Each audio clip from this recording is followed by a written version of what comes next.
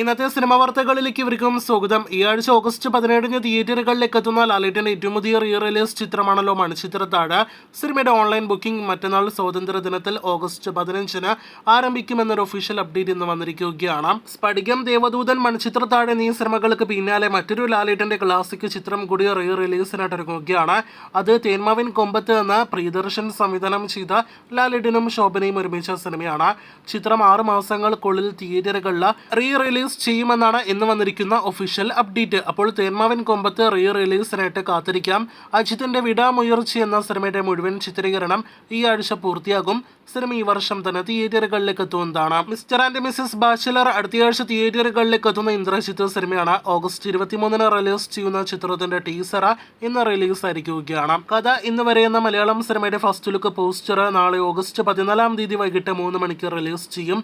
മേപ്പടിയൻ സംവിധാനം ചെയ്യുന്ന ചിത്രത്തിൽ ബീജു മേനോൻ, നിഖില വിമൽ തുടങ്ങിയവർ പ്രധാന റോളുകളിലെത്തുന്നു. ഇന്നലെ ആയിരുന്നല്ലോ സൂര്യ ചിത്രം കങ്കുവയുടെ ഒഫീഷ്യൽ ട്രെയിലർ റിലീസായത്. ഉച്ചയ്ക്ക് 1 മണിക്ക് പുറത്തു വന്ന ചിത്രത്തിന്റെ ട്രെയിലർ വലിയ രീതിയിൽ യൂട്യൂബിൽ തരംഗമായിട്ട് മാറിയിരിക്കുകയാണ്.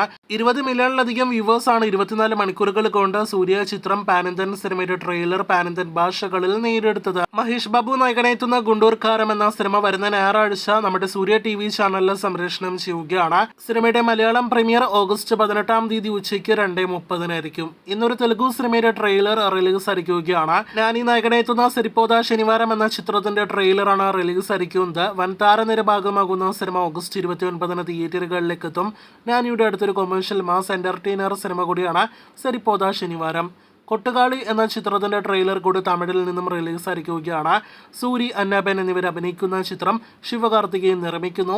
ചിത്രം ഒരു അവാർഡ് സിനിമയാണ്. തന്റെ KGF പോലൊരു സിനിമയായിരിക്കും ടിക്കി ടാക്ക എന്നാണല്ലോ ആസിഫിലെ അഭിമുഖത്തിലെല്ലാം തന്നെ വെളിപ്പെടുത്തിയിരിക്കുന്നത്. കഴിഞ്ഞ വർഷം ഷൂട്ടിംഗ് ആരംഭിച്ച പാതി വഴിയിൽ ആസിഫിന് അപകടം പറ്റിയത് മൂലം ഷൂട്ടിംഗ് നിർത്തിവെച്ച സിനിമയുടെ ഷൂട്ടിംഗ് ഇപ്പോഴത്തെ പുനരാരംഭിക്കാനായിട്ട് ഒരുങ്ങുകയാണ്. സെപ്റ്റംബർ മാസം അവസാനത്തോടെ സിനിമയുടെ ചിത്രീകരണം പുനരാരംഭിക്കും. അടുത്ത വർഷം സിനിമ പാനിന്തൻ ഭാഷകളിൽ റിലീസ് ചെയ്യും. തിയേറ്ററുകളിൽ നിന്നും കഴിഞ്ഞ ആഴ്ച OTTയിൽ എത്തിയിരിക്കുകയാണല്ലോ മമ്മൂട്ടി ചിത്രം ടർബോ കണ്ട പ്രേക്ഷകരുടെ അഭിപ്രായങ്ങൾ എന്താണ്? ഇപ്പോഴത്തെ OTTയിൽ നിന്നും സിനിമ TVയിലേക്ക് സംപ്രേഷണത്തിനായിട്ട് ഒരുങ്ങുകയാണ്. സി കേരളം ചാനലില് ഓണനാളുകളിൽ ടർബോ എന്ന മമ്മൂട്ടി സിനിമ സംപ്രേഷണം ചെയ്യുമെന്ന് ഇപ്പോഴത്തെ ഉറപ്പാക്കപ്പെട്ടിരിക്കുകയാണ്. അപ്പോൾ മമ്മൂട്ടി ചിത്രം ടർബോയുടെ ടെലിവിഷൻ പ്രീമിയറിനായിട്ടും TRP എല്ലാം തന്നെ അറിയാനായിട്ടും നമുക്ക് കാത്തിരിക്കാം.